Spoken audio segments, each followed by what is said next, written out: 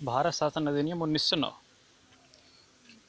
इस समय जो अंग्रेज है भारत में फूट डालो और राज करो की नीति पे कार्य कर रहे थे। 1905 में अंग्रेज़ों ने बंगाल का विभाजन किया। 1906 में मुस्लिम लीग की स्थापना हुई। 1907 में कांग्रेस का सूरत में विभाजन हुआ। तो तीन बड़ी घटनाएं यहाँ पे हुई थी 1905, 1906 और 7 में, और तीनों घटनाएं लॉर्ड मिंटो के समय में हुई थी। सेकंड है Lord Minto second. Lord Minto second के समय ही बंगाल का विभाजन 1905 में किया गया। मुस्लिम लीग की स्थापना 1906 में ढाका में लॉर्ड मिंटो के समय में हुई, नवाब सलीमुल्लाह खां और आगा खां के द्वारा। और 1907 में रास बिहारी बोस ने कांग्रेस के अधिवेशन की अध्यक्षता की थी सूरत में, जिसे सूरत विभाजन कहते हैं। तो वो भी लॉर्ड मिंटो के समय में ही हुआ था। लॉर्ड मिंटो के समय में ही भारत शासन अधिनियम 1909 आया। और यहाँ पे लॉर्ड मिंटो ने मुस्लिमों के लिए पहली बार अलग निर्वाचन मंडल की व्यवस्था की, जिससे हिंदू और मुस्लिम के बीच में एक गैप आ गया। मुस्लिमों को लगने लगा कि हमें सरकार में दर्जा दिया गया है, हमें कुछ अधिकार दिए गए हैं, हमारी वैल्यू बढ़ी है। जबकि ये वैल्यू बढ़ाने के लिए, अधिकार देने के लिए नहीं था, ये एक तरह से आपस में फूट डालने के लिए लाया गया था। तो पृथक निर्वाचन मंडल, पहली बार पृथक प्रतिनिधित्व की व्यवस्था भारत शासन अधिनियम 1909 में की गई लॉर्ड मिंटो के द्वारा। से आगे चलते हैं। भारत शासन अधिनियम 1919। भारत शासन अधिनियम 1919 क्या था ये? 1919 में एक बड़ी घटना हुई थी। कौन सी? जलियांवाला बाग हत्याकांड। उसके बाद से बहुत विवाद हुआ था, वो हिस्ट्री में पढ़ेंगे। तो यहाँ पे एक इम्पोर्टेंट पॉइंट है, प्रांतों में द्वैध शासन की व्यवस्था शुरू की गई। द्वैध शासन क्या होता है? द्वैध शासन मतलब कुछ जो प्रशासन की व्यवस्था है वो स्थानीय लोगों के हाथ में, जिस तरह बंगाल में हुआ करती थी नवाबों के हाथ में, और कुछ व्यवस्थाएं अंग्रेज़ों के हाथ में रहती थी। तो यहाँ भी इसी तरह की व्यवस्था की गई और कुछ अधिकार स्थानीय राजाओं को दिए गए और जो महत्वपूर्ण अधिकार थे वो अंग्रेज़ों ने अपने पास रखे। तो प्रांतों में द्वैध शासन 1909 में पहली बार स्टार्ट हुआ।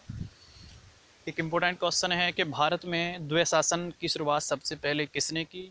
तो रॉबर्ट क्लाइव ने की थी। बंगाल में रॉबर्ट क्लाइव के द्वारा की गई थी, जब प्लासी के युद्ध में सिराज को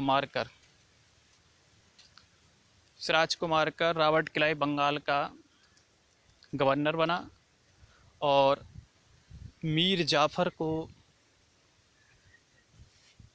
बंगाल का नवाब बनाया गया। तो वहाँ से द्वैध शासन का मतलब होता है दो लोग एक ही जगह, दो लोगों का शासन हो। मतलब कुछ व्यवस्था एक के हाथ में हो, कुछ व्यवस्था दूसरे के हाथ में हो। तो भारत में प्रांतों का द्वैध शासन। से आगे चलते हैं।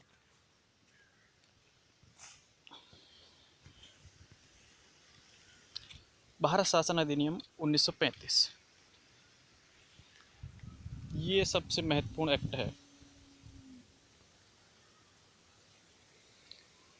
भारतीय संविधान का 75% भाग, मतलब 3/4 भाग भारत शासन अधिनियम 1935 से ही लिया गया है।